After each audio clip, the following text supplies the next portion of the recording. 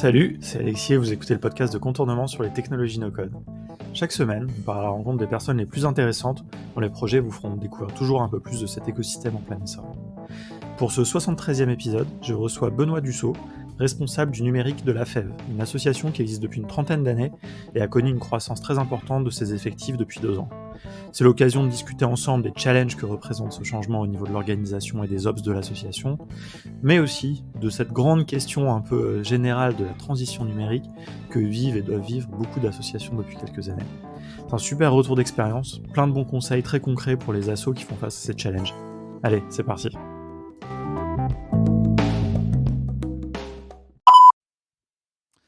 Salut Benoît, bienvenue sur le podcast de Contournement. Salut Alexis.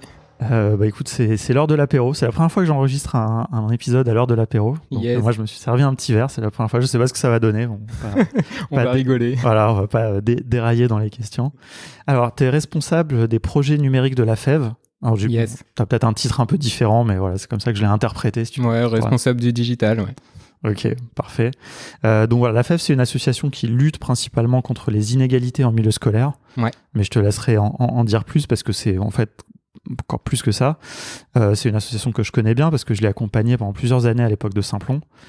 Et j'ai pu observer, même un petit peu participer, j'ai trouvé vraiment une transformation numérique assez impressionnante pour une association de cette taille. Ouais, c'est une grande association.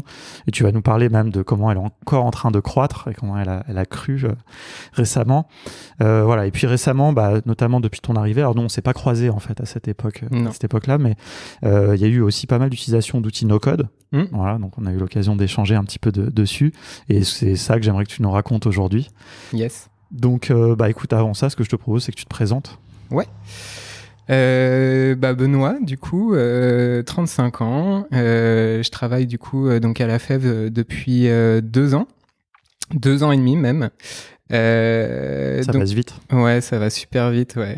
En plus, avec les histoires de confinement, ça a été une de ces rapidités, tout ça. Ouais. Du coup, je suis responsable du digital, donc ça veut dire que je m'occupe vraiment de tous les projets digitaux de La Fève. Donc pour te présenter quand même un peu plus en détail ce que fait La Fève. Est-ce que avant ça, ouais. Désolé, je te fais tout de suite, je reprends. Non, mais est-ce que tu veux pas nous parler un peu de ton parcours ? Et on va parler de La Fève après, mais okay. J'aime bien aussi savoir un petit peu d'où viennent les invités. Ça marche. Alors déjà, moi, de travailler dans le numérique, en fait, c'est une reconversion professionnelle. Donc ça fait plus de 10 ans que je travaille dans le numérique. À la base, en fait, j'ai travaillé, donc je suis originaire de Nantes, et j'ai travaillé en fait dans une association qui gérait une maison de quartier. Et du coup, j'ai donc ma toute première expérience professionnelle, c'est de gérer un espace numérique pour accueillir plein de publics différents. Aussi bien des gens du quartier que des gens pas forcément du quartier aussi, mais qui étaient éloignés du numérique. Et du coup, je les accompagnais sur leurs tâches au quotidien, sur comment utiliser tel outil numérique, etc. Donc ça a été une de mes premières expériences professionnelles. Et en parallèle de ça, j'avais aussi à côté la musique, je t'en ai déjà parlé. Et du coup, mon premier contact réellement avec le web, c'est quand je m'amusais à bidouiller mon MySpace pour les connaisseurs, ouais. Où il fallait éditer ses feuilles de style pour un peu mettre en couleur sa page MySpace.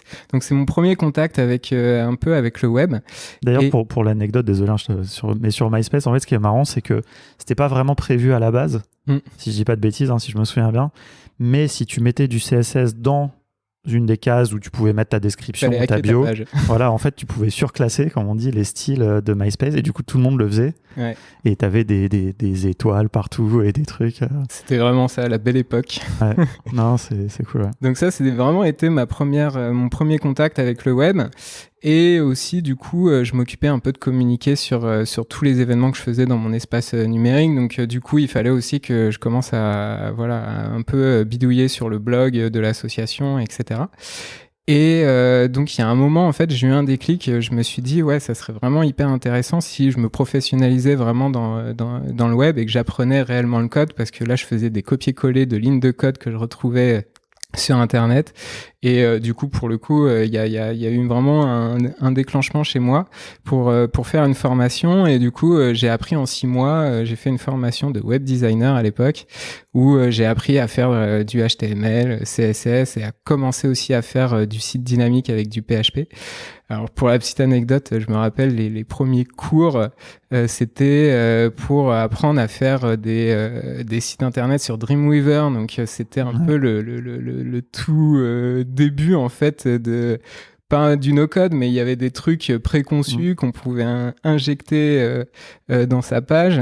Et puis coup, Dreamweaver, il y avait vraiment ce truc de t'as une interface, tu design, dessines, je sais pas comment, enfin tu vois tes éléments et puis ça te produit le code quoi. Donc bon, ça te le faisait en local, c'était un logiciel lourd, mais quand même pas très beau. Puis ouais, mais bon, à l'époque c'était difficile aussi de faire des trucs très beaux dans le web aussi. C'était quand même pas le même web qu'aujourd'hui quoi. C'est vrai. C'est vrai. Mais bon, après, tu devais héberger, enfin, bon, ça te résolvait pas tous tes problèmes. Ouais, fallait la licence aussi, enfin, c'était enfin, bon, pour les gens qui payaient, hein, évidemment, mais. Ouais, parce qu'à l'époque, on pouvait encore faire des trucs comme ça. C'est ça, des craqués, comme on dit. Ouais. Mais c'était aussi des coûts prohibitifs. C'était des logiciels professionnels, finalement. Ouais, c'est clair, ouais. Ça coûtait un bras. Ouais, donc c'était pas du tout accessible, quoi. Enfin. Ah non, c'est clair. Pas comme maintenant avec les outils no-code. Et aussi, donc, j'ai appris à faire un peu de PHP aussi. Bon, il y avait plusieurs phases dans la formation et aussi à faire des maquettes sur Photoshop. Donc ça, c'est vraiment 6 mois de formation. Et j'ai fait mon stage à l'issue de cette formation de 6 mois sur Paris, dans une agence de communication où je suis arrivé dans une team digitale qui faisait que des sites sur Flash. Donc là, du coup, j'avais fait une formation qui servait à rien parce que on n'avait pas du tout fait de Flash. Mais du coup, ça m'a permis quand même de commencer à appréhender un peu plus, comment fonctionne le digital entre guillemets dans une agence. Du coup, après ce stage, je suis venu travailler sur Paris et après, j'ai été embauché dans une première agence où du coup, j'étais vraiment développeur. Donc pas du tout sur la partie créa, Photoshop, etc. Je suis direct rentré sur un poste de développeur front. Hein, c'est comme ça qu'on les appelle maintenant. Avant, on appelait ça web designer, mais maintenant développeur front. Et du coup, c'est là où j'ai vraiment commencé à apprendre à coder, à bidouiller, etc. J'avais un super directeur technique qui m'a vraiment bien formé, qui m'a donné une belle opportunité. Et progressivement, donc j'ai fait mon petit bonhomme de chemin. J'avais envie de découvrir aussi un peu l'univers startup. Donc au bout d'un certain moment, donc je suis resté 3 ans et demi dans cette agence et je suis arrivé dans une startup qui s'appelle Add You Like. Donc c'est donc à Paris et là pour le coup en fait je m'occupais du pôle studio, on l'appelait comme ça. Grosso modo le concept c'était quoi? C'était de développer, de créer des landing pages, des pages d'atterrissage parce qu'en fait la startup Add You Like faisait du native advertising, donc c'est un jargon assez glauque pour tout simplement dire de la publicité sur les pages web. Donc c'est souvent les encarts qu'on retrouve sur le site Le Monde, Libération qui s'incrustent dans les fils d'actualité. Et moi derrière, je m'occupais des pages d'atterrissage du coup de ces publicités. Donc du coup j'ai travaillé pour plein de marques différentes. C'était hyper rapide, hein, fallait en 2-3 jours créer une nouvelle page d'atterrissage avec une vidéo, un machin, un truc. Et donc là c'était hyper intéressant. Puis je suis arrivé dans cette startup, on était une trentaine et quand je suis parti 2 ans après, on était 150. Donc j'ai vu aussi le développement d'une startup. Donc ça m'a aussi ça m'a fait comprendre qu'on pouvait aller vite, qu'on pouvait créer une entreprise, qu'on pouvait faire plein de belles choses. Et du coup, donc je suis resté 2 ans dans ces startups-là. Et là, avec cette expérience, je me suis dit pourquoi pas moi entreprendre. Pourquoi pas créer mon projet. Et donc j'ai lancé après Add You Like, j'ai lancé mon agence web. Où du coup j'ai travaillé pendant 5 ans donc dans cette agence où j'ai développé mon activité. Donc il a fallu découvrir aussi plein de facettes du métier d'entrepreneur, comme commercial, comme l'administratif, la compta. Toutes les galères liées à l'entrepreneuriat, mais c'était hyper formateur. Pour le coup, j'ai fait pas mal de choses. Donc, on était plutôt pour la petite anecdote, donc j'étais associé avec une autre personne qui lui était directeur artistique. Donc, lui s'occupait plutôt des réseaux sociaux, de la créa, etc. Mais pas forcément digital. Ça veut dire que vraiment, lui, il s'occupait même de faire des flyers, voilà, c'était plutôt ça. Et moi, je m'occupais vraiment de toute la partie digitale. Donc, je m'occupais aussi bien en production de faire les maquettes de sites internet, de développer les sites internet et après, gérer toute la maintenance et compagnie. Et bon, ça a été hyper formateur parce que j'ai vu plein de facettes de métiers différents même dans le digital du coup en faisant ça, parce que j'ai même fait un peu de consulting pour des startups. Bon, enfin, j'ai vraiment fait pas mal de choses différentes. Et puis on a découvert que voilà, il y avait un filon qui permettait de rentrer de l'argent entre guillemets pour vivre sereinement, qui était le e-commerce, parce que du coup on vendait un site e-commerce, donc il y avait toute la partie conception, mais après il fallait aussi gérer le catalogue de produits, il fallait shooter les produits, etc. Donc on s'est dit qu'on allait se lancer sur le e-commerce, et ça a plutôt pas trop mal marché parce qu'on a eu pas mal de clients dans le e-commerce, et on a notamment travailler pour les boutiques de Shinzo à Paris qui vendent des baskets en édition limitée, donc dédicace à tous les sneakers addicts. Du coup, donc voilà, on a créé leur site internet, etc. On a aussi travaillé pour d'autres clients dans le t-shirt aussi. Enfin, on a fait pas mal de choses différentes. Et puis, il y a un moment où je me suis dit, il y a un truc qui me manque dans mon travail. C'est vraiment de trouver du sens, en fait, dans ce que je faisais, parce qu'en fait, faire grossir des sites e-commerce, rentrer toujours plus d'argent, etc. Il y a une satisfaction quand même de se dire que son projet fonctionne, que tu touches une cible, et que bon, dans la sneaker c'était assez facile, hein, mais voilà. Et en même temps, il y a une sorte de frustration. J'avais vraiment une frustration parce que bon, comme je t'avais expliqué juste avant, c'est que du coup j'avais quand même travaillé dans un espace numérique où j'étais proche des gens, j'avais vraiment l'impression d'avoir un impact réel. Et du coup, voilà, il y a un moment où je me suis plus du tout retrouvé en phase avec ce que je faisais. Et du coup, j'ai commencé à réfléchir, à me réorienter sur quelque chose qui a plus de sens, donc un métier qui a plus de sens, du coup plutôt dans l'associatif. J'ai découvert aussi un peu l'écosystème Tech for Good, Make Sense, etc. Pour voilà, j'ai essayé de voir ce qui se passait dans cet univers-là. Comment marier un petit peu les deux mondes, peut-être le numérique, c'est ça. Puis l'impact positif, enfin les projets à impact, comme on dit, l'ESS. Ouais, c'est vrai, c'est vraiment ça. Et pour le coup, Make Sense, ils font un vrai travail là-dessus qui est. Moi, j'ai été happé par les publications de Make Sense, et du coup, ça a marché parce que j'ai intégré, donc j'ai arrêté ma boîte. Donc c'était il y a 3 ans, et oui, quelques mois après, j'ai intégré la FEV, du coup au poste de responsable de projet digital, et puis voilà, c'est là où je travaille maintenant au quotidien. Cool. Bah écoute, non mais c'est très intéressant parce que ce profil, on va aussi faire écho dans l'utilisation des outils no-code, etc., dans cet usage que tu as à la FEV, et notamment du fait que tu as des compétences numériques, de dev et tout. C'est toujours cet arbitrage, pourquoi pas développer quelque chose et plutôt le no-coder et tout, et donc ça va être intéressant à voir. C'est le moment du coup d'expliquer ce que c'est la FEV, ce que fait la FEV. Ouais, carrément. Donc la FEV, c'est une association qui a 30 ans d'existence. Donc ça fait un petit moment qui font leur métier. Du coup, pour expliquer simplement, donc déjà la baseline de la FEV, c'est créateur de liens solidaires. C'est vraiment l'idée de créer plus de solidarité. Pour faire ça, en fait, donc tu parlais de lutter contre les inégalités éducatives, donc ça fait partie intrinsèque de l'action de la FEV. Donc on a différents programmes. On a un premier programme qui est le programme Mentorat, en fait, où c'est des étudiants 2 heures par semaine qui vont accompagner un jeune d'un quartier pour l'aider sur les devoirs, et pour l'aider aussi sur son ouverture culturelle, donc l'emmener au musée par exemple, ou à la médiathèque.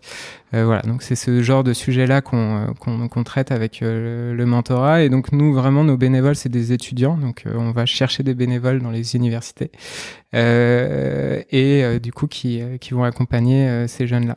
On a un autre programme qui est le programme VER, donc c'est des volontaires en résidence. En fait, on recrute des volontaires en service civique à la FEV.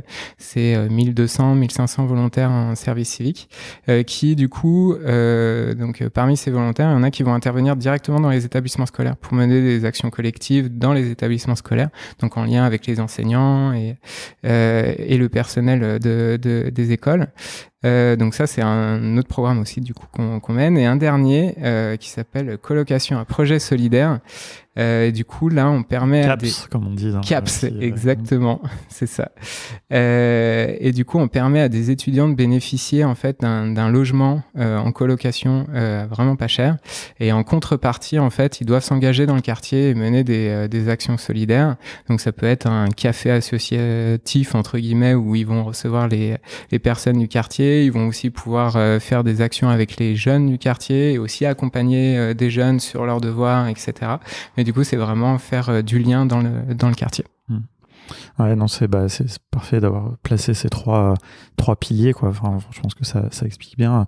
Et donne-nous un peu l'échelle de tout ça. Enfin, on t'a parlé, déjà, donc 1000, 1200, 1500 volontaires. On voit quand même, mais parce que c'est des choses, et c'est quand même important dans cette discussion, c'est que la FEV, c'est une grosse association. Enfin, en tout cas, de mon point de vue, après, moi, je connais pas non plus si bien le milieu associatif, mais si tu veux peut-être déjà nous donner le nombre de salariés, parce que c'est quand même un facteur important. Ouais, et puis en plus, on va y revenir parce que ce qui est assez marquant là, ces dernières années, c'est notre développement. Donc quand je suis arrivé, on était 250 salariés, même moins de 250 salariés. Là, maintenant, on va être 400 salariés. Donc en 2 ans et demi, c'est presque doublé. Donc ça fait du monde.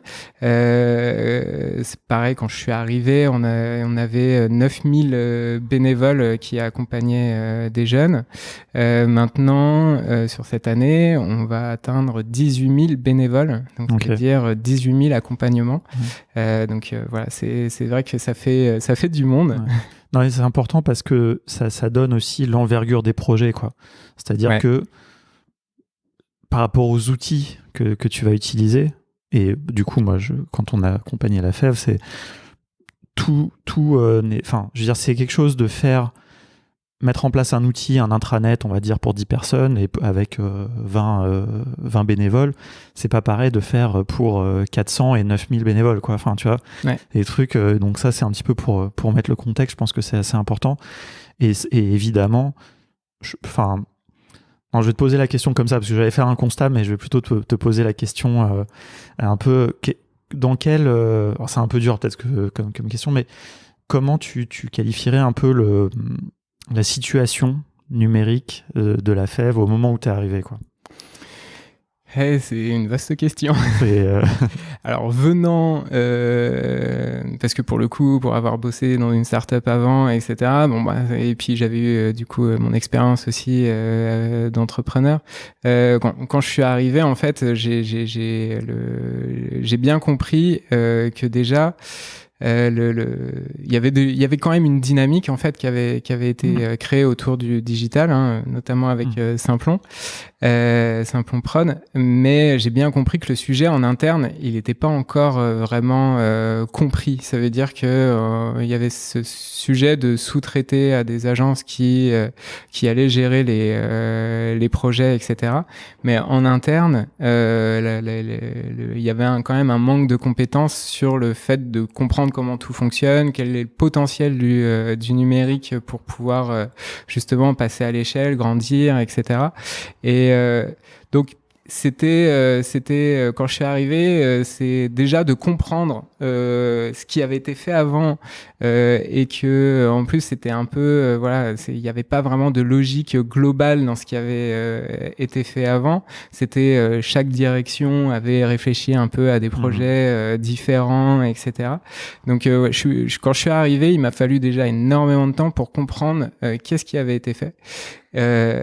Et après pouvoir commencer à réfléchir comment bien structurer, harmoniser et créer des choses qui ont vraiment du sens et qui répondent surtout aux besoins des utilisateurs. Et ça a été vraiment s'il y a un mot que j'ai réussi à faire, c'est 2 mots du coup, c'est expérience utilisateur. S'il y a vraiment le concept que j'ai réussi à faire comprendre à la structure, c'est ça.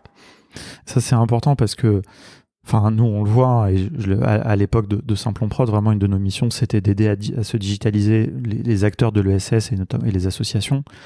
Et on voyait qu'il y avait souvent, et je parle pas forcément de la FEV, mais dans la plupart des assos, il y a quand même un fossé entre le numérique et le fonctionnement de l'association. Ah ouais. Et là, à la FEV, donc nous, on a commencé 3 ans avant toi, quoi. Enfin, du coup, quand on avait commencé à accompagner, ou peut-être même 4. Et c'est vrai que c'était... Il y avait plein de choses qui étaient faites. Il y avait surtout une vraie volonté, ça c'était le plus important. Ouais. Mais par contre, il y avait du fait de la taille aussi de l'association et aussi, on l'a pas dit, mais du fait de sa répartition en France, c'est vrai. Une fragmentation incroyable, quoi. C'est-à-dire, enfin, je sais même pas si c'est le bon mot, mais moi je me souviens qu'on a dû faire des fouilles archéologiques pour découvrir les mots de passe des sites. Il y avait, je sais pas, une trentaine de sites, je crois. J'avais fait une espèce de cartographie. Ouais. Et les personnes qui géraient ça avant, bon, c'était fait un petit peu, voilà, dans le sens de l'associatif. Et je dis ça sans côté négatif, non, mais c'est le côté la frugalité des assos. En fait, c'est hyper positif in fine, hein, ce côté-là. Mais du coup, ça fait qu'il y avait des dynamiques entre guillemets. Donc ouais, pour compléter ce que tu disais, c'est vrai qu'on a une 60aine d'antennes en fait partout en France. C'est donc il y a le siège à Paris, mais on est vraiment partout dans les quartiers en France ou proches des campus. Et du coup, chaque antenne de la FEV se débrouillait entre guillemets sur la question du digital. Ils créaient leur site sur Wix. Ils faisaient voilà, ils essayaient de faire par eux-mêmes parce qu'ils savaient qu'ils avaient besoin d'être présents sur Internet. Et donc ouais, comme tu dis, de récupérer les éléments, etc. Il y a beaucoup de choses partout. Ouais, non, j'imagine. Et puis il y a un truc très intéressant que j'ai eu à la FEV. Justement du fait de donc de toutes ces antennes, c'est un peu cette dissociation entre Paris, la direction, je sais pas comment ça s'appelle, mais il y a un peu ce truc, et puis les régions qui veulent être très autonomes, qui veulent aller vite. Il y a une espèce des fois un peu de résistance, enfin je suis désolé de dire ça, mais des fois j'ai l'impression qu'il y avait eu vraiment des impulsions très positives qui venaient, enfin sur lesquelles on a accompagné des fois, mais qui étaient mal comprises en région, qui étaient un peu genre on nous impose encore quelque chose, ou je sais pas, une espèce de conduite du changement, bon, qui est dure partout, hein, la conduite du changement c'est jamais évident, dans toute organisation, mais en plus dans un contexte plus associatif et national, je trouve que c'est des enjeux vraiment majeurs, quoi. Ouais, et en même temps, quand tu as appris à te bidouiller par toi-même pendant des années et que d'un seul coup, on te dit faut faire ci comme ça parce qu'en fait, maintenant, faut travailler de telle manière avec tel outil, etc. Bah, tu comprends qu'il y a un vrai accompagnement au changement à faire parce que il y a nous, c'est sûr qu'on a au siège, du coup, il y a des très belles initiatives justement pour aider, etc. Les antennes, mais évidemment, on crée quelque chose, mais derrière, il faut que ça soit déjà... quand on parlait d'expérience utilisateur, il faut vraiment mettre les utilisateurs, donc nos salariés, en amont de la conception de chaque projet pour qu'ils puissent justement intégrer le process de conception, etc. Mais après, une fois que tu as le projet en ligne, c'est tout l'accompagnement au changement, accompagner les gens à l'utilisation, etc. Et à l'échelle de 400 salariés, ça commence à faire pas mal d'accompagnement au changement. Non, mais c'est hyper intéressant. Tu vois, moi, j'ai eu déjà dans ce podcast un peu des associations de tailles différentes, mais aucune encore, je pense, de cette ampleur-là. Et donc, c'est ça aussi qui m'intéressait un petit peu. Voilà, enfin, là, on a bien mis le contexte. Est-ce que tu veux nous raconter peut-être du coup un peu justement ce passage là de 200 à 400, quoi, un peu comment ça se passe, quoi, c'est quoi un peu et du coup un peu finalement c'est aussi un peu ta prise de poste, c'est aussi un peu le Covid, c'est un peu différentes choses. Ouais, ces 2 dernières années ont quand même été pas mal mouvementées. Donc quand je suis arrivé à la FEV, il y a mon premier sujet, donc comme je disais juste avant, c'était de retrouver un peu les petits, comme ce que tu avais fait aussi chez Simplon Prod, commencer justement à réfléchir comment vraiment consolider et préparer en fait un peu un socle qui nous permettra qui va me permettre et qui nous permet là déjà à l'instant T de grossir sereinement et de multiplier notre impact. Et du coup, mes premiers enjeux en fait, ça a été de travailler sur le sujet du travail collaboratif. C'est un vaste sujet. Mais jusqu'au moment où je suis arrivé, en fait, tout le monde travaillait du coup avec sur Word, Excel, etc. Chacun avait des clés USB pour stocker les documents. Bon, enfin, c'était voilà, chacun faisait un peu sa sauce. Du coup, le premier sujet que j'ai vraiment adressé, c'est le fait de passer tout le monde sur Google Workspace, pardon, qui du coup permet à tout le monde de travailler sur les mêmes documents et pas avoir la V1, V2, V3, V4, V5, V6 du même document. V7 final, V2. C'est ça. Déjà, ça, c'était pas mal. C'est aussi de mettre tout le monde, parce que sur les mêmes systèmes d'email, voilà, le but du jeu, c'était vraiment d'harmoniser les outils, que tout le monde utilise. L'agenda aussi. L'agenda, ouais. On a des choses quand même. Ouais. Et puis en plus, dans l'associatif, souvent on utilise LibreOffice, on va utiliser voilà des outils du monde du libre, c'est pas forcément des outils qui sont facilement gérables pour du travail collaboratif et en plus à déployer facilement à l'échelle. Voilà, ça aurait été beaucoup plus compliqué aussi. Enfin, quand tu dois héberger toi-même, il y a des solutions maintenant cloud de LibreOffice, je sais plus comment ça s'appelle, mais franchement, il faut la maintenir, quoi. Et puis là, le problème, on en revient justement à cette situation, 400 salariés, ton serveur, il tombe, t'as 400 salariés qui peuvent plus écrire et ben là, c'est problématique, quoi. Ouais, et puis c'est surtout que quand je suis arrivé à la FEB, j'étais tout seul à gérer le digital pour 250 salariés. Donc il fallait traiter aussi bien la question du mec qui a un problème avec sa souris que de gérer le développement d'un projet. C'était. C'est un sujet très vaste en fait, parce que c'est finalement, il y a une partie aussi, enfin t'es un peu la DSI, quoi. C'est ça. On va dire dans les grands comptes. Mais donc c'est aussi le support niveau 1, comme on dit. Enfin, si on prend des termes un peu de DSI, tu dois faire tout ça. Et voilà, dans un contexte. Et donc le choix, en vrai, hein, ça a amené aussi des débats. Hein, le fait de choisir Google pour un espace de travail collaboratif, c'est les GAFAM. Bon, il y a un débat éthique aussi derrière. Après, on a quand même la chance avec Google pour les associations de bénéficier quand même de solutions pro gratuitement, parce que c'est gratuit pour les assos, et de pouvoir aussi avoir un nombre d'utilisateurs hyper conséquent, d'avoir des espaces de stockage hyper conséquents sans débourser un centime grâce à Solidatech et dispositifs qui permettent d'accéder à ces solutions-là. Donc en fait, le choix, il était vite fait, quoi. Il n'y avait pas besoin de prendre un serveur, héberger une solution. Voilà, donc pour le coup, et on est hyper content d'utiliser ça au quotidien. Comme tu parlais aussi du Google Agenda, ça nous a sauvé la mise entre Google Meet et Google Agenda pendant la période de confinement. Je le souligne, tu vois, parce que ça peut paraître anecdotique peut-être à des gens qui écoutent, mais en fait, quand tu le prends pour acquis, Google Agenda, tu te dis, bon, bah, c'est normal, tu vois, je veux dire, je t'envoie une invitation, un machin. Quand tu l'as pas, tu te rends compte que c'est handicapant, quoi. Ouais. Enfin, c'est des trucs. Alors, il y a évidemment d'autres solutions d'agenda, mais il me semble que là, c'était Exchange, donc vous utilisez, Outlook, etc. Outlook, ouais. Mais il y avait des agendas partagés, etc. Non, il n'utilisait pas ces fonctionnalités. Ouais, donc, alors, des fois, tu les as, puis tu les utilises pas, mais c'est aussi une question d'ergonomie, quoi. Je veux dire, Google Agenda, c'est quand même vraiment simple d'utilisation. C'est intégré, tu l'as sur ton téléphone. Enfin, c'est. Ouais. Et puis tout est intégré. C'est le sujet d'avoir Google Meet accessible aussi bien dans Gmail que dans Google Agenda, etc. C'est en fait pour le coup le parcours utilisateur dans ces interfaces-là est quand même vraiment bien foutu, quand même. Ouais. Donc voilà, il y avait ce premier sujet à traiter. Donc on a déployé Google et pour le coup ça nous a vraiment bien aidé pour après. Il y avait aussi le sujet de l'infrastructure. Parce que il fallait donc voilà, on utilise en fait un CRM à la FEF qui est plutôt détourné du sujet du CRM parce que c'est plutôt une application métier, parce que ça nous permet en fait de piloter nos programmes et ça nous permet vraiment d'avoir un suivi de tout ce qu'on fait en termes d'accompagnement, en termes de personnes qui sont mobilisées auprès des universités, etc. Du coup ce CRM là on a quand même entre nos volontaires en service civique et nos salariés, c'est quand même presque 800 000 personnes qui l'utilisent au quotidien, donc c'est quand même un gros outil. Et du coup, il fallait pouvoir gérer aussi l'infrastructure pour héberger ce CRM, mais aussi nos autres projets, parce qu'on a quand même pas mal et on a encore des projets développés entre guillemets sur mesure. On n'a pas que du no-code à la FEV.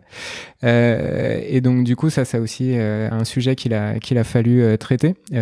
Du coup, basculer dans le cloud, pouvoir justement scaler les serveurs. Donc, quand on dit scaler, c'est vraiment pouvoir basculer rapidement en fait son serveur avec beaucoup plus de puissance pour absorber la charge. Ça, avec un serveur classique, c'est pas évident à faire. D'ailleurs, sur ce sujet-là, vraiment, nous, on l'avait vécu. Et c'est vrai que le CRM de la FEV, c'est un outil central, quoi. Ouais. Il y a beaucoup d'enjeux, il y a beaucoup de conduite du changement. Je sens qu'il y avait aussi un peu de résistance. C'était un sujet vraiment compliqué. Et je me souviens que du coup, on l'avait migré de serveur pour pouvoir aussi être un peu plus de flexibilité, mais bon, en fait on avait du coup sous-dimensionné, on s'en est rendu compte après, mais parce qu'ils payaient très cher et au début on comprenait pas, tu vois, c'est là aussi où c'est intéressant, mais on n'avait pas à l'époque ce recul aussi mais bon, et pourtant on était, j'ai envie de dire quand même des professionnels du web, etc., mais on l'avait mal, tu vois, et alors dans une logique no-code, normalement, on devrait plus avoir à se soucier de ça. Ouais, c'est clair. Et c'est vrai que, et tu vois, d'ailleurs, je vais juste te dire une anecdote, mais parce que vraiment, c'est quand on a fait cette migration, je me suis planté et j'ai perdu 2 jours de données, quoi. Et vraiment, et je me souviens. Surtout pas faire ça. Ouais, et surtout sur cet outil-là précisément. Ouais. Parce que, franchement, vraiment, tu vois, je me souviens qu'il y avait. Disait que voilà, déjà il y avait un peu des résistances des utilisateurs dans le réseau et tout, et vraiment c'était vraiment pas venu au bon moment, quoi. Moi ça m'a marqué, quoi, tu vois, ça m'a laissé un souvenir vraiment comment la criticité, on va dire, d'une application, d'un outil, et comment aussi elle est liée du coup à donc ce sujet de l'hébergement, de la sauvegarde, de toutes ces choses là, et tu vois, je me dis mais en fait je suis tellement content de pouvoir gérer ce genre de choses. Bon, maintenant, je fais vraiment mon activité, mais tu vois, je veux dire, je pourrais plus utiliser des outils auto-hébergés. Bon, et pourtant, c'est dommage parce que c'est ça. Il y a aussi le côté open source et tout qui est souvent lié à ça. Ouais. Mais voilà, maintenant, la plupart des outils open source, tu peux aussi payer pour l'hébergement cloud. Il y a plein de solutions. T'as plein de possibilités. Après, ce qui est là, en plus c'est spécifique pour le CRM de la FEV, c'est que pour le coup, il est connecté à plein d'autres outils. On pourra difficilement le remplacer du jour au lendemain par un HubSpot ou autre solution. Est-ce que vous en auriez besoin ? Est-ce que vous voudriez le remplacer ? En fait, je pense que c'est un sujet qu'il va falloir adresser à un moment ou à un autre. Le vrai enjeu, moi, que j'ai sur ce CRM-là, c'est déjà que tout le monde l'utilise. En fait, parce que c'est, comme tu disais, l'accompagnement au changement, faire en sorte que, voilà, il y a aussi le côté, on met en place des nouveaux outils, etc. Même si c'est pas un outil qui date d'hier, mais c'est toujours compliqué en fait. Le réflexe de quelqu'un qui va vouloir se débrouiller pour gérer son activité sur le terrain, etc., c'est de se faire un petit tableau sur Google Sheet et noter voilà, j'ai travaillé avec tel bénévole, je vais le mettre en binôme avec tel jeune, etc. Et de pas forcément c'est hyper facile quoi d'ouvrir et ce genre un tableau Google Sheet et de pas forcément utiliser les outils qu'on met à disposition. Alors que en vrai, on a un vrai intérêt à avoir à centraliser toutes nos données, ça c'est un enjeu. C'est la question du RGPD, mais c'est aussi la question de pouvoir analyser nos données, savoir où est-ce qu'on en est dans nos programmes à un instant T, etc. Donc on a un vrai enjeu à ça. Mais donc du coup, de demain changer de CRM, ça va être un vrai sujet où il va falloir se poser pendant un moment, voir si on peut trouver des solutions qui répondent à tous les besoins de la FEV, parce qu'il y a un vrai historique et la modélisation au final de nos dispositifs, donc que ce soit le programme Mentorat, VER, CAPS, etc., on l'a retranscrit dans notre outil déjà. Et on a encore des choses à retranscrire encore pour s'améliorer. Et c'est pas un truc qui, entre guillemets, se refait hyper facilement, vu le nombre d'utilisateurs et vu le nombre de données qu'on traite en fait. Ouais. C'est assez conséquent. Ouais, non, c'est hyper intéressant. Et alors, Du coup, peut-être qu'on peut faire un petit focus un peu sur quelques projets que tu as où il y a vraiment eu un sujet de no-code. Je pense au projet mentorat d'urgence dont tu m'avais parlé. Donc, je te laisse le raconter du coup. Carrément. Donc, mentorat d'urgence, donc il faut se transposer. Donc, c'était le premier confinement, c'était mars 2019. 2020 ou 2019 ouais. 2020 Non, 2020, ouais. Ça paraît être il y a longtemps, mais finalement, c'était il n'y a pas si longtemps que ça. Du coup, nous, en fait, on avait l'habitude de faire... tous nos dispositifs, en fait, ils étaient réfléchis pour du présentiel. Donc, de l'accompagnement vraiment de nos jeunes sur place chez eux ou autrement dans une bibliothèque. Oui, d'ailleurs, peut-être qu'on peut, je sais pas si on a bien expliqué, parce que moi, je sais que j'ai eu du mal à bien saisir ça, ce que ça veut dire l'accompagnement individualisé. Ouais. Comment ça se matérialise, tu vois, vraiment en fait, c'est 2 heures par semaine. Le bénévole, c'est un étudiant. En général, vous avez beaucoup d'étudiants, enfin, c'est quasiment que des étudiants qui sont bénévoles. C'est quasiment que des étudiants, qui sont bénévoles. Et du coup, ils vont se déplacer 2 heures par semaine chez le jeune qu'ils accompagnent. Et donc, du coup, vraiment physiquement, c'est comme ça que ça se passe. Il y a une première rencontre, on appelle ça la mise en place. L'acronyme MEP à la FEV, c'est comme ça qu'on appelle ça doit te rappeler un souvenir. Et du coup, donc c'est la première rencontre où il y a la famille, il y a le jeune, il y a le bénévole et un référent de la FEV. Et donc ça, c'est vraiment la première séance. Et après, toutes les semaines, du coup, ils vont se voir pendant toute l'année scolaire pour faire différents sujets. Donc en fait, ils se mettent d'accord pendant la mise en place sur quel sujet ils vont particulièrement travailler, si c'est l'aide aux devoirs, si c'est qu'il faut qu'ils prennent confiance en lui, tout simplement. Donc voilà, c'est vraiment... et après, ils vont travailler ces sujets-là pendant toute l'année. Ok. Et du coup, je t'ai interrompu, mais bon, comme ça permet de matérialiser aussi un peu ce que c'est vraiment l'action, tu vois, enfin cette action-là, en tout cas, ce sujet-là. Sur comment ça se passe, Et donc, du coup, revenons-en au projet. Alors, donc c'est vraiment c'était vraiment du présentiel et il a fallu un peu se réinventer avec le confinement. Et du coup, on a mis en place une opération qui s'appelle mentorat d'urgence, qui s'appelait mentorat d'urgence. Et l'objectif, en fait, c'était d'accompagner des jeunes pendant le confinement, surtout qu'en plus il y a eu des périodes où ils n'ont pas pu aller à l'école, etc. Bon, il y avait un vrai sujet, un vrai besoin, à traiter. Et du coup, on a mis en place du mentorat à distance, donc vraiment de l'accompagnement à distance, donc ça se passait en visio. Et il a fallu en fait déployer. Alors, il n'y avait pas que la FEV en plus dans cette opération de mentorat d'urgence. C'est plusieurs associations en fait qui se sont regroupées, qui font toutes du mentorat. Et du coup, il a fallu travailler à plusieurs.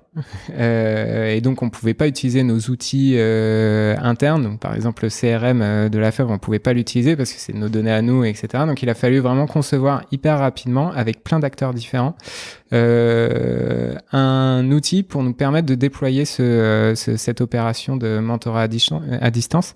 Et donc, ça a été, entre guillemets, un des premiers beaux projets no-code qu'on a pu mettre en place. Donc en fait, en une semaine, on a créé une base de données Airtable, on a créé plein de formulaires, on a créé des automatisations pour que toutes les semaines, les bénévoles reçoivent une notification pour qu'ils puissent nous dire si la séance a bien eu lieu, si ça s'est bien passé, etc.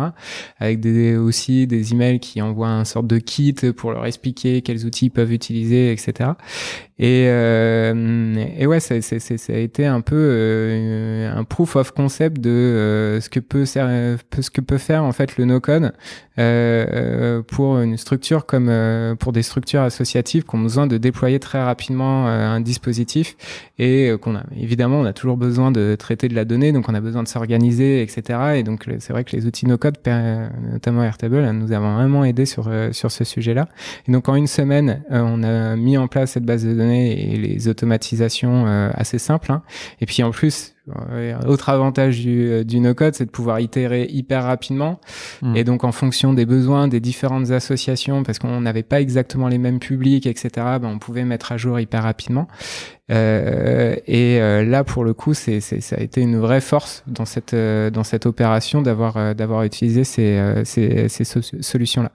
Et pour la petite anecdote, donc cette opération mentorat à distance, mentorat d'urgence, donc on a accompagné 4000 jeunes en tout, donc c'est quand même une belle opération. Et ça a un peu posé les fondations de ce qui est maintenant le collectif mentorat, qui regroupe en fait plein d'associations qui font du mentorat en France. C'est aussi du coup cette opération mentorat d'urgence, la genèse en fait de la plateforme portée par le gouvernement qui s'appelle Un jeune, un mentor. Où du coup on a la plateforme permet à des futurs bénévoles de s'inscrire, de pouvoir proposer son aide, et aussi à des prescripteurs, donc des enseignants, des familles ou directement le mentoré lui-même qui peut solliciter sur la plateforme un accompagnement. Et voilà, il y a eu quand même, grâce à cette petite opération, entre guillemets, qui n'était pas qu'une petite opération, il y a eu, derrière, on a pu construire un vrai projet avec le dispositif et la plateforme Un jeune, un mentor. Et c'était un petit peu par la force des choses, ça a été un espèce de prototype, un pilote, un projet pilote qui a dû se faire très vite. Et alors par contre, pour conclure là-dessus, du coup, par contre, la plateforme derrière a été développée. Ouais. Elle, donc pas en no-code, par Octo, si je me souviens bien. Ouais, c'est ça, ouais. Donc où là, ils ont fait, ils ont mis en place quelque chose de similaire, mais qu'ils ont tout codé, quoi. Ouais, c'est ça. Et avec du recul sur comment ça s'est passé. Donc en vrai, donc ils ont fait un beau projet. Ils n'avaient pas énormément de temps. Combien de temps à peu près? La plateforme elle a dû sortir en 7 mois, 8 mois. Dans ces eaux-là, ouais. Et faut se rendre compte que c'est, en termes d'enjeux technologiques, c'est des formulaires, c'est pas, on n'a pas un algorithme de dingue qui va, pas un algorithme de matching qui va trouver, qui va chercher le bénévole qui va aller pile poil avec tel jeune parce qu'ils ont tel centre d'intérêt en commun ou je ne sais pas quoi. Non, c'est simplement des formulaires qui dispatchent en fait les informations aux différentes associations. Donc on reçoit toutes les semaines en fait un fichier Excel avec la liste des bénévoles et des mentorés. C'est là qu'on voit en fait la différence. Ça en retient rien qu'il fallait développer une plateforme sur mesure, etc. Et que voilà, ça va devenir progressivement un très gros projet. Ce qui a été un peu compliqué, c'est que on a vu que avec les outils no-code, on a pu déployer très rapidement. En 2 semaines, tout était vraiment fonctionnel. Au bout d'1 semaine, ça marchait. Et au bout de 2 semaines, on en commençait à être rodé. Et de se rendre compte que transposer en développement, entre guillemets, sur mesure, avec une grosse équipe, etc., en fait, ils n'ont pas réinventé un truc de dingue par rapport à ce que nous, on avait fait avec les moyens du bord et avec notre frugalité où on avait peu de moyens pour construire ça. Et moyens et peu de temps, quoi, aussi. Des fois, le temps, même si tu as beaucoup de moyens, mais le temps te drive à aller droit au but et être efficace. C'est clair. Et c'est là où j'en ai tiré une leçon quand même, qui est hyper importante et que maintenant je l'utilise aussi dans mes projets au quotidien. C'est que le jour en fait où on part sur un développement de sur-mesure, en fait, il faut repartir du projet prototypé sur des outils no-code pour vraiment faire le cahier des charges du projet qui va être développé sur mesure et de reprendre toutes les bonnes pratiques, tous les process qui ont été faits, et parce qu'on a itéré, on a vu comment il fallait faire avec les outils no-code. Et donc, du coup, de vraiment bien s'inspirer de ça pour construire un outil sur mesure après derrière, quoi. Ah, c'est marrant parce que, nous, tu vois, on parle souvent un peu de cette démarche, on va dire, ton prototype no-code, c'est le meilleur cahier des charges, quoi, finalement. Il faut un peu formaliser les choses, mais là, ça illustre bien que par la force des choses, vous avez été obligé d'adopter cette démarche. Et a priori, ça fait ses preuves quand même, quoi. Non, c'est clair. C'est vraiment intéressant. Après, c'est sûr que faut pas. On peut être tenté de mettre en perspective le temps pris pour le développement de quelque chose de similaire, etc. Après, il y a d'autres enjeux. Il y a de gestion de projet, etc. Mais bon, voilà. Moi, j'espère quand même qu'à terme, on pourrait aussi utiliser des outils no-code, même en production, on va dire, à l'échelle, quoi. Ouais, à l'échelle. Et c'est déjà le cas. Hein. On peut. Oui. En fait, il y a des. Je pense que le vrai sujet qui est un peu une limite sur ce genre de projet-là, c'est souvent le RGPD qui rentre en compte.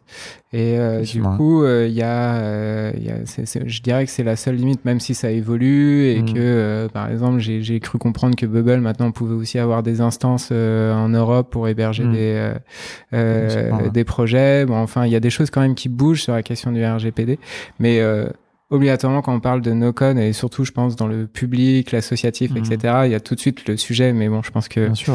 Là, surtout dans le projet que tu évoques, c'est que du stockage de données quasiment, quoi. Quasiment, ouais. Et de jeunes en plus, donc c'est vraiment un sujet aussi sensible. C'est une initiative poussée par l'État, etc. Donc il y a un besoin d'exemplarité, quoi. C'est ça, exactement. Donc évidemment, et c'est ça qui est c'est intéressant ce que tu dis, c'est que dans un sens, si je veux pas déformer tes propos, mais c'est un peu, il y a une nécessité quasiment, il y avait une nécessité de coder ça à défaut de mieux parce que c'était le seul moyen d'être vraiment RGPD c'est ça. Compliant, je sais pas comment dire, d'être en règle, quoi. Et ce qui est un peu dommage parce que finalement tu te dis c'est un budget aussi colossal de l'État, je connais pas les chiffres, mais bon, un budget je pense important. Je connais les prix de nos amis Octo, c'est quand même pas donné non plus. Donc voilà, mais bon. Bref, c'est un petit aparté. Mais c'est très intéressant. Un autre projet que je voulais qu'on évoque, parce que celui-là, il a commencé avec moi. Ce projet un petit peu catastrophique, j'ai envie de dire. Non, on va le dire comme ça. Non, mais encore une fois, je pense que celui-là, pour le coup, il illustre très bien vraiment aussi un peu le no-code et puis l'approche, tu vois, l'approche lean, etc. Donc il s'agit du chatbot de la Fève. Donc voilà. Qui a un petit nom, hein, il s'appelle Eiko maintenant. Ah ok, d'accord. À un moment il y avait eu un espèce de nom de code un peu, on parlait d'Alain, mais non, ça c'était pas duré. Il s'appelle Eiko. Okay. Eiko, ouais. Okay. D'accord. Donc c'est un chatbot. Donc le projet, je te laisserai peut-être le résumer, mais je vais te laisser le résumer et après je te dirai comment nous on a commencé un petit peu. Mais... Yes. En fait, ça part vraiment d'un besoin de simplifier le travail des salariés à la Fève et de nos volontaires aussi en service civique. Hein. C'est comment faire en sorte de simplifier en fait le suivi de nos bénévoles qui accompagnent des jeunes. Ça veut dire qu'ils font une séance toutes les semaines, mais derrière nous, on a besoin de savoir si la séance elle a vraiment eu lieu, savoir comment elle s'est passée. Un certain nombre de questions, quoi. C'est ça. C'est tout simplement quelques questions et même aussi, c'est une démarche de suivi et de qualité. Ça veut dire qu'on a besoin vraiment de savoir si les accompagnements se passent bien, parce que même si on accompagne toujours plus de jeunes, parce qu'on parlait tout à l'heure de 18 000 jeunes cette année, c'est aussi garder une qualité. Et comment garder la qualité, c'est de faire en sorte d'automatiser certaines tâches pour qu'on soit focus justement pour avoir les bons indicateurs et qu'on soit focus pour surveiller la qualité. Et donc c'est le projet du chatbot. L'idée c'est d'interpeller donc une fois par semaine le bénévole après sa séance d'accompagnement pour qu'il puisse nous dire justement si sa séance a bien eu lieu et qu'il puisse nous faire un petit retour. Et il y a deux enjeux, corrige-moi si j'ai des bêtises. Premier enjeu, délester les gens qui suivaient les bénévoles de ce travail, de leur rappeler de est-ce que tu as bien rempli est-ce que tu as bien fait le retour, etc. Par rapport à la séance. Ouais, c'est plutôt, pour apporter un peu de nuance, c'était délester, parce qu'avant, en fait, ils appelaient le bénévole au téléphone pour savoir si sa séance avait bien eu lieu. C'est ça, ouais, donc c'est vraiment une charge de travail. C'était quand même une charge de travail assez conséquente, et du coup, le but du jeu, c'était de limiter ça. Ouais, donc ça, c'est vraiment le premier enjeu. Et puis le deuxième enjeu, parce que donc ça, on peut se dire, on va remplacer entre guillemets le bénévole, pas le bénévole, la personne qui fait le suivi. Qui fait le suivi. par un formulaire. Donc ça, c'est niveau 0. Mais deuxième enjeu, c'est comment faire que les jeunes étudiants, volages, remplissent, s'astreignent chaque semaine à bien faire ce retour, quoi. Ouais. Et donc c'est là où l'idée, il y avait eu, je crois que la demande, si je me souviens bien, était autour d'une appli mobile où il y aurait une notif chaque semaine, un peu genre est-ce que. Et puis nous, on s'est dit, on a cru que c'était malin de faire un chatbot Facebook. Ouais. À l'époque, encore c'était quand même 3-4 ans, 3 ans, je sais plus. Ouais, c'est ça. Non, 4 ans, je pense, ans, parce que. Ouais. On disait bon, les jeunes sont beaucoup sur Facebook. Je pense que dans le temps ça c'est aussi moins vrai. C'est moins vrai. Mais bon voilà, donc quel est le meilleur endroit où aller les chercher pour leur poser la question? Un chatbot qui viendrait après la séance à peu près, puisqu'on sait, vu que on avait la date des séances, poser la question, quoi. Et puis en fait c'est sous la forme de questions, mais du coup c'est un chatbot qui te pose les questions de manière séquentielle. Ouais. Donc c'est un peu plus fun qu'un formulaire, quoi. Ouais, c'était ça. Donc ça, c'est un peu le parti pris. Donc ok, donc nous, à l'époque, on était une agence de dev et donc on s'est dit, on va développer ce chatbot. Sur Facebook.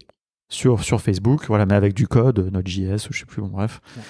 Et en fait, on s'est complètement enlisé dedans, quoi. Je veux dire, c'est que, je pense le bon mot. On avait essayé quand même d'avoir une approche un peu lean, parce que je me souviens qu'on avait quand même pas mal réduit les fonctionnalités et là-dessus il y avait eu tout un travail, mais du coup la FEV nous faisait beaucoup confiance aussi, je trouvais, en tout cas, par rapport des fois les demandes au début, il y avait beaucoup de demandes, normal, hein, pour tous les clients du monde, hein, il faut faire beaucoup de choses, et puis mais il y avait une confiance que voilà, ça il n'y a pas besoin, ça on le fera dans un deuxième temps, etc. Donc on voulait se réduire. Et en fait, on n'a juste jamais réussi vraiment à le développer, quoi. Enfin, après, moi, je suis parti de Simplon, et puis, mais j'ai quand même un petit peu suivi de loin, et puis ça, c'était tout le temps. Moi, je demandais des nouvelles jusqu'au moment où j'ai arrêté d'en demander, parce que franchement, j'avais un peu honte, quoi. Mais je sens rester, oui, le mois prochain, puis ça a fini quand même plus ou moins en fait, marcher ou pas. Non, ça a jamais réellement marché. C'est marrant qu'on en parle maintenant. Ouais, quand mes premières semaines où je suis arrivé à la FEV, il fallait que je teste le chatbot pour voir si ça marchait. Okay, ouais. En plus, j'étais pas forcément un adepte de Facebook. Du coup, ouais, non, on n'a jamais réussi à faire fonctionner le truc réellement comme il fallait. Mais c'est qu'en plus, et ça, c'est un vrai sujet, c'est que Facebook modifie ses modes de fonctionnement constamment avec des règles d'accès aux données qui changent constamment aussi, ce qui fait qu'il faut recoder le truc. Enfin, c'est l'enfer, quoi. Bon, je pense qu'il y avait différentes raisons, mais il y avait vraiment un truc. Mais tu vois, même moi, là, j'en parle, j'arrive toujours pas vraiment à comprendre, tu vois, pourquoi on n'a pas réussi. Alors, moi, c'est pas moi qui développait ça, et je me souviens que le dev, en tout cas à l'époque où j'y était quand même assez calé. Bon, après, comme à Simplon, c'était quand même beaucoup de juniors, donc il y avait un peu cette problématique-là. Oui, clairement, on était un peu dépassé. Enfin, bref, ça c'est pas faire le post-mortem de ce projet-là. Non, mais ce qui est très intéressant, c'est l'issue surtout, et l'arrivée du no-code là-dedans, quoi. Ouais, c'est clair. Mais et puis en fait, ce qui est parce que du coup, ce projet-là, je l'ai fait vraiment très rapidement quand je me suis vraiment attaqué à ce projet-là très rapidement quand je suis arrivé à la FEV. Et puis toi, tu partais sur tes projets de contournement, no code, etc. Donc j'avais un peu suivi aussi cette dynamique-là. Et du coup, c'est là où je me suis dit, il va falloir que si je veux que ce projet sorte réellement, il va falloir vraiment trouver une solution où, grosso modo, on va le développer très rapidement, on va pouvoir itérer très rapidement, on va pouvoir le tester en vrai de vrai pour voir si on répond vraiment à tous les enjeux. Et donc, ouais, j'ai trouvé la solution Landbot, qui est une solution no-code de chatbot qui permet de faire vraiment des chatbots vraiment bien foutu, mais avec une interface et une expérience utilisateur qui est plutôt bien foutue. Et du coup, on a créé en une semaine, pareil, hein, c'est pareil que le projet mentorat d'urgence. Au final, on a créé un socle hyper rapidement en une semaine. On l'a fait tester aussi après derrière sur des antennes de la FEV, du coup en mode un peu expérimentation, voir si ça marche bien, etc. Et quand tu parlais tout à l'heure aussi de se dire que l'enjeu, c'était de donner aussi envie aux bénévoles d'utiliser le chatbot, parce que c'est bien de mettre un chatbot, mais il faut qu'il l'utilise derrière pour remonter les informations. Et donc, on a réfléchi, en fait, au lieu de vraiment s'attarder sur la question technique, parce qu'on avait répondu à nos enjeux avec un outil no-code, on a réfléchi un peu à toute une dynamique de gamification de ce chatbot. Et donc, on a imaginé des petits jeux pour que le bénévole puisse les faire en fait avec son jeune. Donc il y a tout, dès qu'il y a la première manifestation du chatbot, en fait, il lui propose de faire un petit jeu de icebreaker avec son jeune où ils choisissent un nom d'équipe et après ils ont des petits jeux chaque semaine. Et donc en fait, ça permet aux bénévoles de se dire bah ouais, mais en fait si je veux bénéficier de ces petits jeux et de pouvoir en profiter, parce que c'est des petits jeux de 5-10 minutes pour les débuts de séance, et ben du coup il faut que j'utilise le chatbot, et après derrière ça lui demande de faire son suivi de séance à la fin. Et donc du coup vraiment c'était l'idée de faire ça, c'était vraiment de les impliquer et de faire en sorte que le projet prenne. Et donc, on a expérimenté sur 3 antennes cette version-là avec les jeux, etc. Ça a plutôt bien pris. Parce que voilà, il y avait une vraie dynamique. Bon, Eiko, justement, c'est devenu un petit fennec, il y a une petite mascotte. Cool. Donc voilà, ça fait. On peut personnifier. Ouais, on l'a personnifié, c'est ça. Donc ça donne encore un peu plus envie. Et donc du coup, le projet a été déployé là à la rentrée scolaire, vraiment à grande échelle. C'est pas encore utilisé à 100% par nos bénévoles, mais sur nos 16 000 binômes, on doit en avoir à peu près 8 000 qui l'utilisent, donc presque la moitié. Mais non. Ça, de toute façon, c'était prévu qu'il y ait un temps d'adoption. Je veux dire, c'est normal. Quand même déjà pas mal, ouais. C'est quand même déjà pas mal. Ouais. On a encore à s'améliorer pour que ça soit mieux utilisé. Mais ce qui est génial, c'est qu'on s'est rendu compte là, même après le passage à l'échelle du projet, parce que du coup maintenant il est utilisé par toutes les antennes, on s'est rendu compte qu'on avait besoin de rajouter certaines questions ou qu'il y avait besoin d'avoir d'autres données. On les rajoute en 15 minutes et ça nous permet derrière de pouvoir avoir des nouvelles données qui sont hyper essentielles pour nous. Donc c'est ça aussi l'avantage, c'est que même à grande échelle, on peut continuer à itérer hyper rapidement sans faire des cycles de développement longs où il va falloir réfléchir comment on va implémenter cette nouvelle question, etc. Juste par curiosité, ça vous coûte cher ? Le Landbot, Non. Et d'ailleurs, s'il y a bien un sujet pour les associations qui est cool avec le no-code, c'est le fait qu'on a quand même pas mal de remises. Je pense à Airtable, c'est 50% de remise. Landbot, c'est pareil, c'est 50%. C'est 40 ou 50%. Donc en fait, en termes de coûts, on doit payer peut-être 500 ou 600 euros par mois pour les usages qui est quand même assez conséquent de l'outil. C'est ça, parce que là tu parles de volume, parce qu'il me semble que c'est par rapport au volume, non, Ouais, c'est ça, c'est par rapport au volume de chat que tu as. Et donc, en fait, c'est pour les associations, c'est les solutions no-code, c'est quand même vraiment en termes de pricing. Même, admettons, non, j'allais dire une connerie, mais même si vous payez 1 000 euros, tu vois, le nombre de gens qui utilisent, si tu factorises ça, tu mets ça en dev. Ah oui.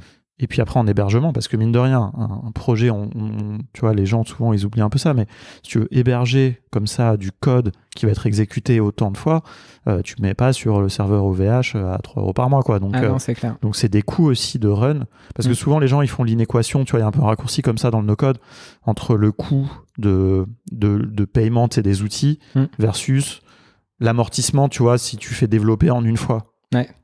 Mais non, t'as le run aussi derrière. T'as le coût, t'as la maintenance aussi, les développeurs, faut mettre à jour les frameworks, les machins, et donc on se rend pas compte, même des prix comme t'évoques, il y a des petites associations, ça va leur paraître énorme. Mais en fait, je veux dire... Oui, mais si j'avais que 50 bénévoles, ça me coûterait exactement, en plus, c'est 10 euros par mois. Scalable, carrément. Donc, non, c'est hyper intéressant.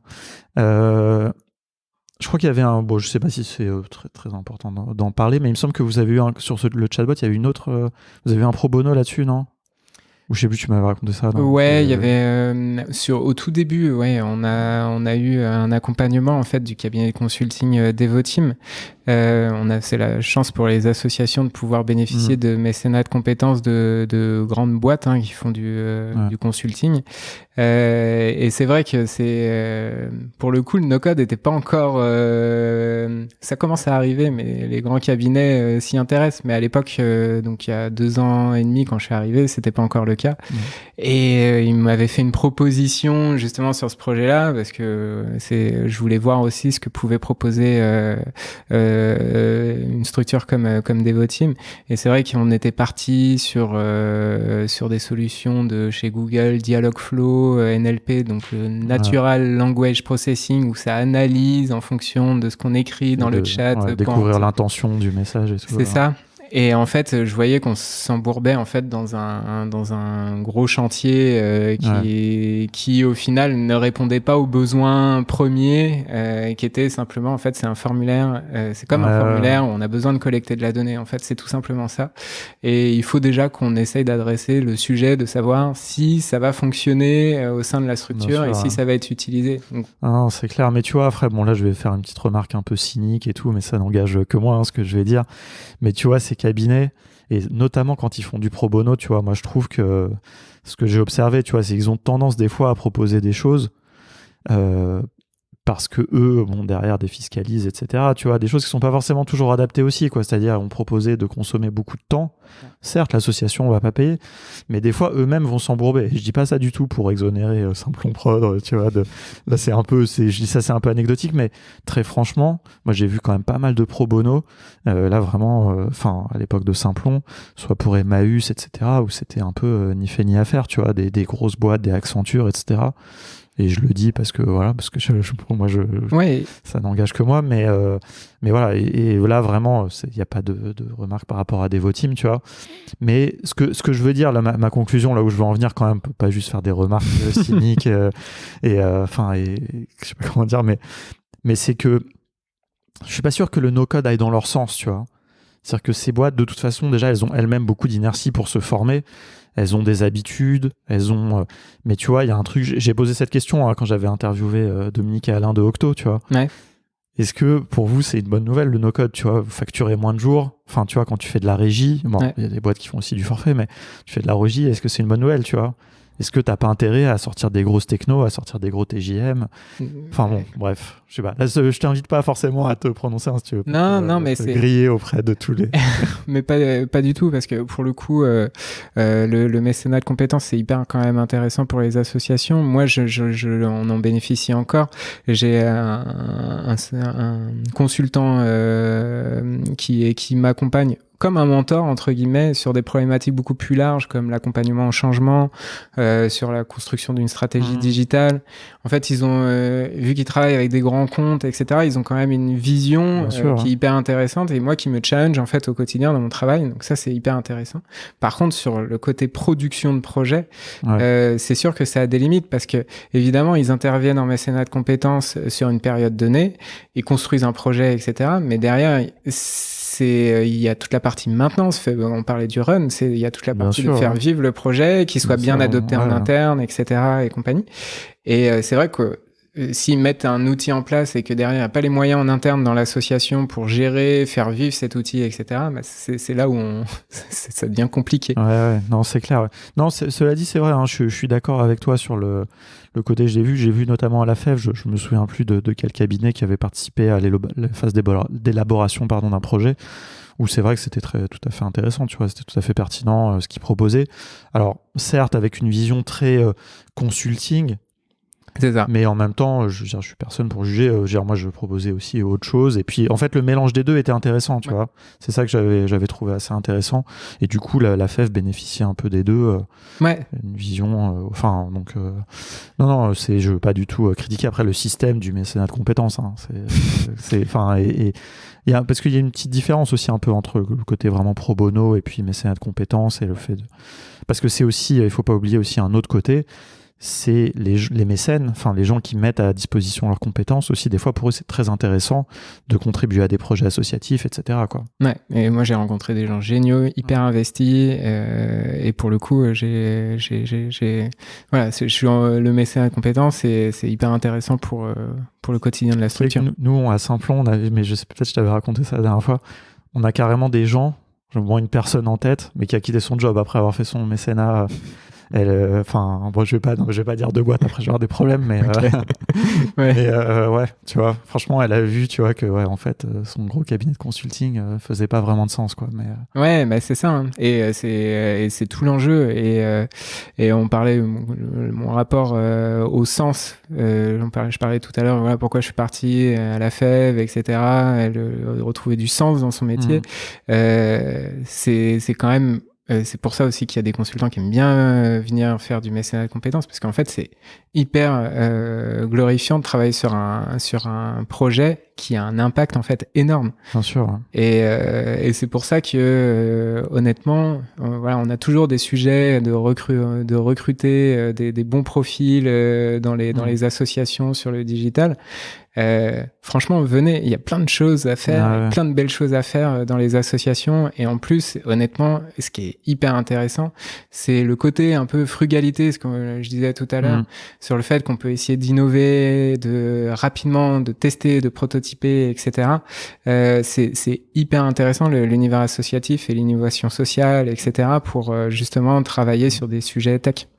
Ouais, non, c'est super ce que tu dis. Franchement, moi, j'espère qu'il y aura beaucoup de convergence, on va dire, un peu entre les associations qui ont les moyens de pouvoir recruter quelqu'un en interne, qui soit un peu le no-codeur ou la no-codeuse de service, j'ai envie de dire, tu vois, un peu la personne qui va s'occuper des ops, qui va aider, tu vois, un peu comme tu le fais, mais toi, c'est qu'une partie de tes missions.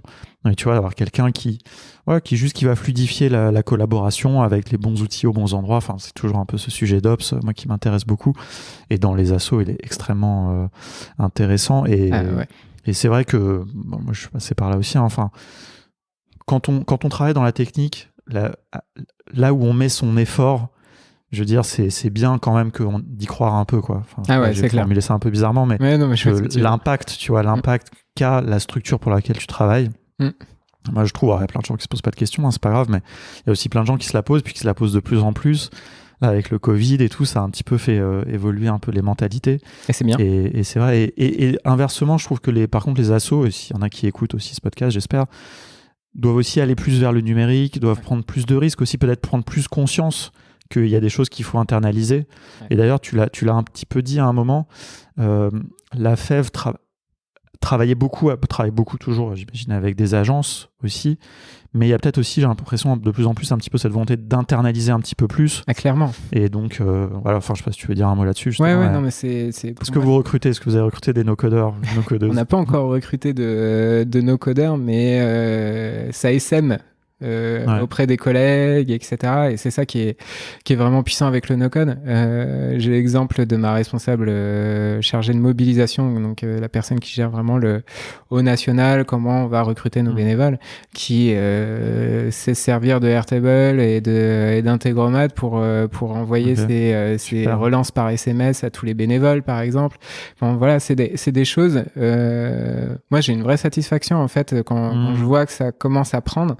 Et c'est pas voilà, ça peut se passer en interne sans forcément recruter quelqu'un en particulier, mais quand tu disais tout à l'heure que dans les assos il y aurait besoin justement que les assos prennent conscience qu'il y a un intérêt d'avoir entre guillemets des personnes qui vont pouvoir travailler sur les opérations et d'avoir un no-codeur, etc.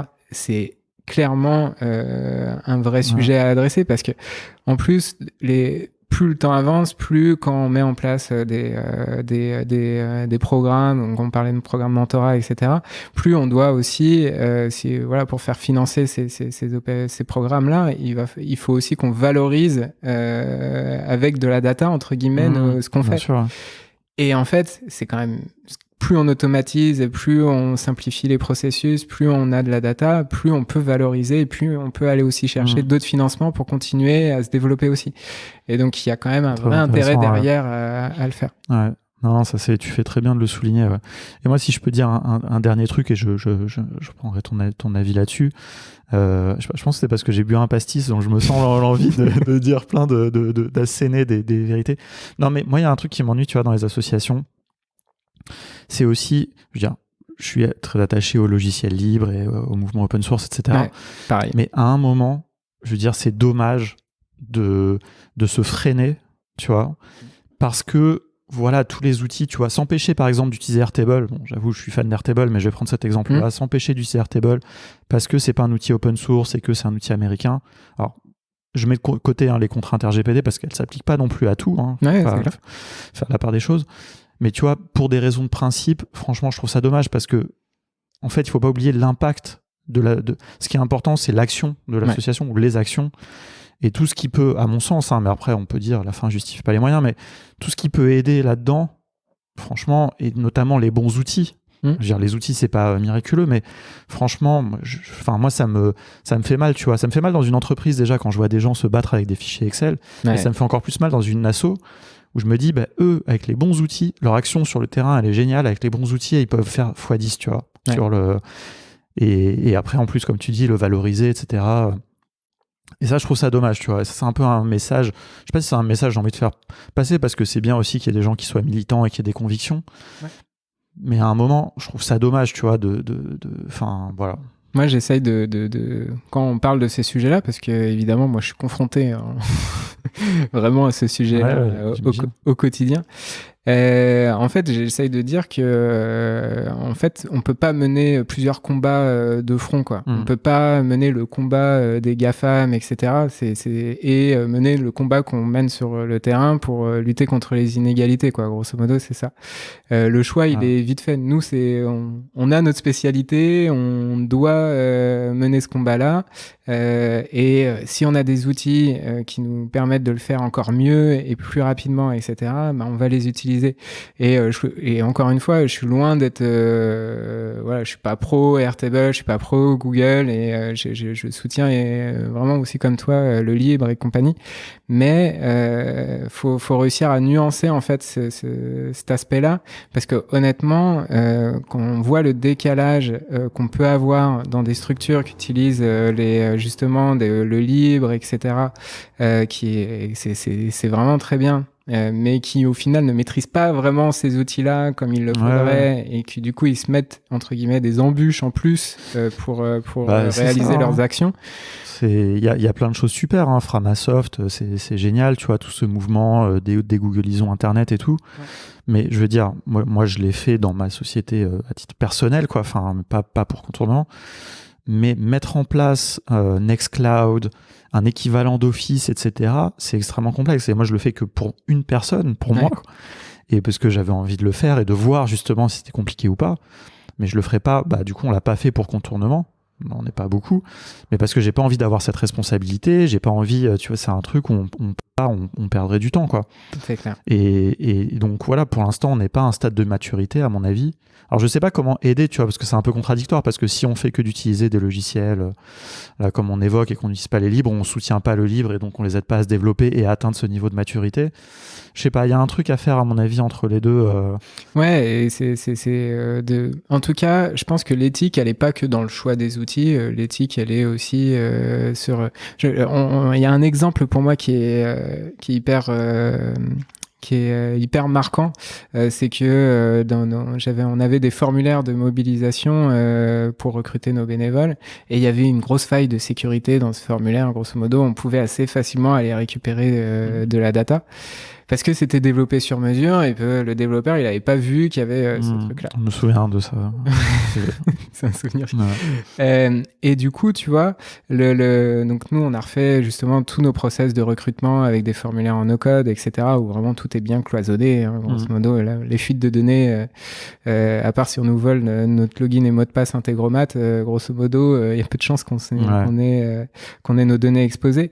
Et là, en fait, là, on sécurise la donnée et on évite qu'il y ait des données qui soient piratées. Donc, en fait, toutes les démarches aussi bien sécuritaires que éthiques et compagnie, on peut aussi les adresser quand même avec des outils no-code si on grosso modo, on construit les outils comme on peut les customiser entre guillemets comme il le faut pour qu'il y ait un minimum de clarté et que la donnée elle reste pas 10 ans dans un Airtable et qu'on ne nettoie pas toutes les semaines parce qu'on en a plus besoin. Bon, enfin, il y a plein de choses en fait qu'on peut déjà adresser avant même de se mettre sur des logiciels libres, etc. On peut déjà, en tout cas, même avec les outils no-code, on parle souvent de privacy by design ou ce genre de sujet-là, mais on peut déjà mettre en place pas mal de choses avant même de réussir à passer le cap, à avoir une équipe qui peut gérer du libre en fait au sein d'une association. Bien sûr. Ouais. Non, mais tu as très bien résumé la problématique et je pense que c'est vraiment important pour les gens d'avoir en tête. Ouais. Mais je veux surtout pas critiquer Framasoft parce que c'est un beau combat et on a des choses à avancer sur ce sujet-là en France. Non, mais tu vois, c'est pas antinomique, je pense, de soutenir la quadrature du net aussi. C'est clair. Et des choses comme ça. Mais comme tu l'as dit tout à l'heure, c'est aussi, chacun a son combat, quoi. Ouais. Et on peut soutenir le combat des autres, mener son propre combat et puis voir. Mais bon, voilà, on est parti dans des choses un peu philosophiques, mais tu fais bien de souligner quand même que ces logiciels libres, aujourd'hui, ils viennent avec quand même des contraintes. Des fois, enfin, je vais peut-être me faire taper dessus en disant ça, mais moi, je suis désolé. Enfin, on a eu le cas aussi, mais dans le contexte de la FEV ou dans d'autres contextes, de piratage, notamment avec WordPress, par exemple. Et c'est pas WordPress en soi, c'est juste que WordPress, c'est enfin, c'est parce qu'il est open source qu'il est beaucoup attaqué. C'est aussi parce qu'il est très utilisé. Si tu l'utilises pas bien, si tu le mets pas à jour régulièrement, etc., tu vas avoir des problèmes. Et c'est pas WordPress, c'est un projet génial, mais c'est son usage. Et tu vois, comme tu dis, c'est d'être prêt à bien utiliser ces logiciels libres. C'est clair. Bah finalement, je suis désolé, je vais le dire, c'est pas aussi facile que d'utiliser la plupart des outils no-code, quoi. Non, mais c'est véridique ce que tu as dit. Et même par rapport au WordPress, c'est le nombre de fois que j'ai été chez des clients, ou même quand je suis arrivé à la FEV, il n'y avait aucun WordPress à jour. Ça fait des trucs qui étaient restés depuis 3-4 ans sans mise à jour. Parce qu'il faut du monde, en fait, pour gérer ça. Bien sûr. Et on se rend pas compte, mais quand on utilise un logiciel no-code, en fait, on n'a plus ces préoccupations de mise à jour, parce que ça devient maintenant presque instinctif, tout ça. Et on se pose plus ces questions-là. Mais c'est un gain énorme derrière pour les structures en termes de sécurité, etc. C'est énorme. Ouais. Non, carrément. Bon, là, on est un peu devenus, enfin, moi, c'est ce que je fais, mais l'avocat du no-code, mais pas que ça soit au détriment du libre, évidemment. Ouais. Mais je pense qu'il y aura un deuxième mouvement aussi, justement, d'amener tous ces logiciels. Il y a quelques projets déjà intéressants, libres, enfin open source en tout cas. Il y a l'équivalent d'Airtable en mode open source, c'est DB. NocoDB, NocoDB, bon, qui est encore très loin, mais qui va venir. Enfin, non, il y a des choses et puis les gens vont mettre de plus en plus de moyens. Enfin, donc c'est très intéressant et puis on sera là pour le voir. Écoute, c'était franchement passionnant tout ça. J'ai une dernière petite question, mais même si tu as dit déjà beaucoup de choses, mais est-ce que tu as des choses qui te viennent en tête, peut-être des conseils un petit peu pour les assos? Là, on a justement, ces dernières minutes, on a dit pas mal de choses. Je sais pas si tu penses à d'autres choses un peu qui te viennent de cette expérience-là, de 2 ans et demi, 3 ans à la FEV.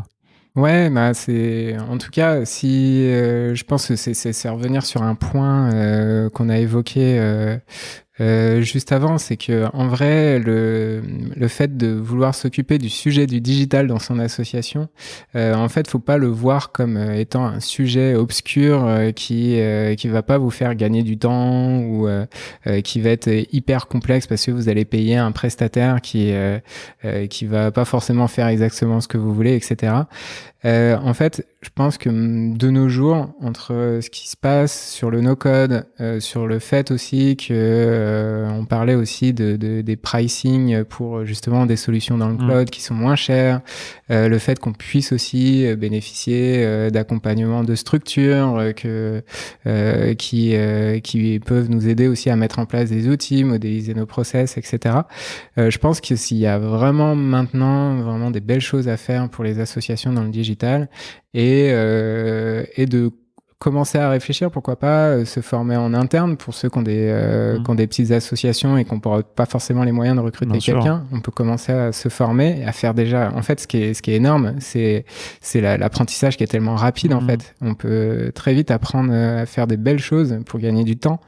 Donc ça ou autrement recruter quelqu'un sur ces sujets-là. voilà, faut pas en avoir peur du digital. Et en même temps, c'est une belle opportunité pour les assos d'aller sur ce sujet-là. Donc vraiment, mon conseil, après 2 ans et demi à la FEV, est de voir ce qu'on arrive à faire et de voir aussi que ça s'essaime un peu dans les équipes, de justement vouloir se créer ses ops, s'aider, etc. avec des outils. Je me dis qu'il y a vraiment des belles choses et que voilà, il y a une opportunité à prendre sur ce sujet-là. Cool. Bah écoute, merci, ça fait une super conclusion. Où est-ce qu'on peut te suivre éventuellement ou la FEV ou je sais pas, je mettrai les liens un petit peu là. Yes, alors je suis pas un adepte des réseaux sociaux, je l'avais dit juste avant, mais par contre ouais, sur LinkedIn je suis présent et puis voilà, franchement que LinkedIn, j'ai fermé tout ce qui est Facebook, Instagram, etc. depuis un moment, donc voilà, me cherchez pas là-dessus, ça sert à rien. C'est déjà pas mal, ça me fera moins de travail pour mettre les liens comme ça. Et par contre, il y a aussi le site de la FEV qu'on est en train de refaire entièrement d'ailleurs. Avec quoi là, la question qui tue.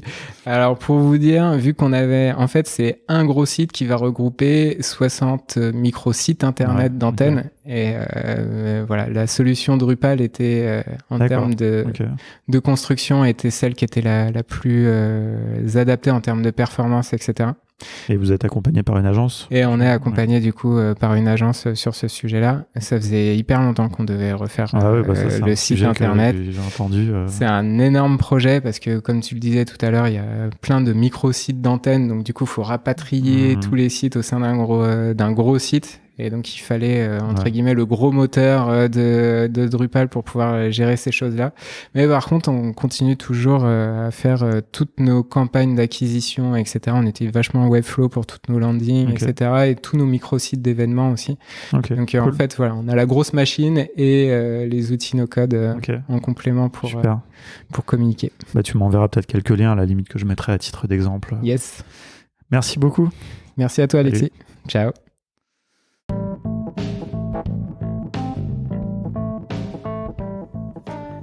Merci beaucoup d'avoir écouté cet épisode jusqu'au bout. J'espère que ça vous a plu, que vous avez trouvé ça intéressant. N'hésitez pas à venir sur le Slack de No Code France, dans le channel podcast Contournement. Benoît est sur le Slack, donc on va pouvoir continuer cette discussion. Dites-nous si vous travaillez dans une asso, si vous avez ce genre de challenge. À mon avis, plein de choses qui ont été dites là, de toute façon, s'appliquent aussi tout à fait à des entreprises, des PME. Cette question de la transition numérique, franchement, elle concerne tout le monde en réalité, elle concerne plein de types de structures différentes. C'est vrai que c'est très visible souvent dans les assos, mais en réalité, franchement, il y a plein de PME qui se posent les bonnes questions, de TPE. Et nous, on est bien convaincus de l'intérêt du no-code pour tout ça et dans tous ces contextes. Si d'ailleurs ça vous intéresse, évidemment, les formations de contournement sur les ops peuvent aussi être une partie de la solution, évidemment. Voilà, que vous soyez une entreprise, particulier, freelance, on a des choses à vous proposer. Et puis moi, je vous dis rendez-vous la semaine prochaine pour continuer à parler d'ops dans un contexte différent. Vous le savez, j'aime bien passer de différents contextes et voir finalement ce qui souvent est un peu la même chose. La semaine prochaine, on passe dans un contexte start-up, avec une start-up d'une 12aine de personnes, donc pas du tout la même taille que la FEV, et néanmoins des besoins relativement similaires. Alors eux, pour le coup, c'est vraiment dans leur ADN déjà qu'il y a ces questions d'automatisation, et c'est Lorraine, qui est une membre active de la communauté No Code France, qui va nous raconter tout ça. Ça, c'est pour la semaine prochaine. D'ici là, écoutez, no codez bien, et puis j'espère que vous voir et échanger avec vous sur le Slack de No Code France ou ailleurs, si vous le préférez. À très bientôt.